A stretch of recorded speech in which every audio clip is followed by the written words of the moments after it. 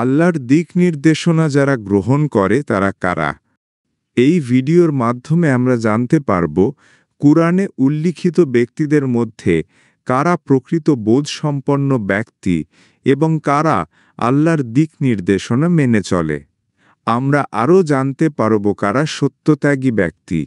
সূরা আলে ইমরানের ৭ নম্বর আয়াতে আল্লাহ সুবহানাহু ওয়া তাআলা বলেন, হে রাসূল, সে আল্লাহই এমন সত্তা যিনি তোমার প্রতি কিতাব নাজিল করেছেন, যার কিছু আয়াত মুহকাম যার উপর কিতাবের মূল ভিত্তি এবং অপর কিছু আয়াত মুতাশাবিহ।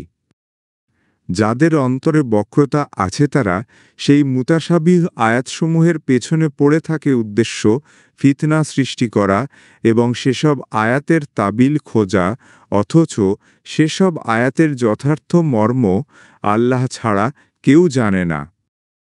আর যাদের জ্ঞান পরিপক্ক তারা বলে আমরা এর সেই মর্মের প্রতি বিশ্বাস রাখি যা আল্লাহ তাআলার জানা।